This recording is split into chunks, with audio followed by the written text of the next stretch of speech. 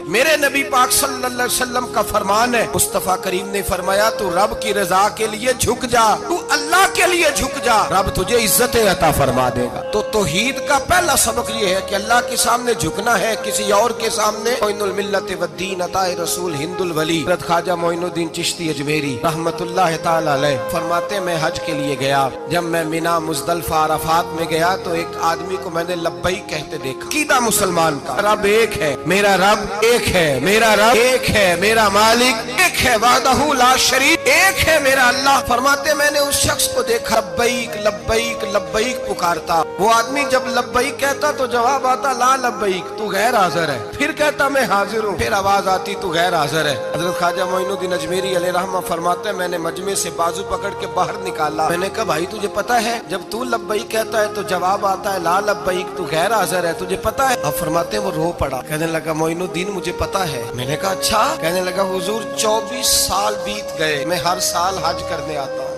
یہ میرا 24واں حج ہے، اور ہر سال آ کے کہتا ہوں لبیک لبیک، میں مصطفیٰ کریم کا وسیلہ لیے حاضر ہوں، لبیک لبیک۔ یہ بے نیاز ہے، ہر سال مجھے کہتا ہے لا لبیک، تو غیر حاضر ہے، ہر سال کہتا ہے۔ خواجہ صاحب فرماتے ہیں اس کی بات سنی تو میرے وجود کے رونگٹے کھڑے ہو گئے۔ میں نے کہا پھر تو ہر سال آ جاتا ہے، ہر سال ہی آ جاتا ہے، 24 سال ہو گئے ہر سال۔ فرماتے اس نے توحید بیان کی تو میری چیخیں نکل گئیں، میدان عرفات میں کھڑے ہو کس نے توحید کا اعلان کیا تو میرا وجود تڑپنے لگا، آہیں اور سسکیاں نکلنے لگیں۔ کہنے لگا معین الدین ایک ہی تو رب ہے، یہاں نہ ہوں تو کہاں جاؤں، تو کوئی اور رب بتا دے میں وہاں چلا جاتا ہوں، اب ہے ہی ایک، نہیں اس کے دروازے پہ رکھے تب بھی ٹھیک ہے، نہ رکھے بھی اس کی بے نیازی ہے یہی، کہاں جاؤں، اس کے دروازے پہ جھکوں، یہی میرا مالک، یہی میرا خالق، یہی میرا رازق۔ خواجہ صاحب فرماتے میں وہاں کھڑا تھا، عاطف غیب سے آواز آئی معین الدین تو پیچھے ہٹ جا، یہ میرا اور میرے بندے کا معاملہ ہے، تو اس کے بیچ نہ آ،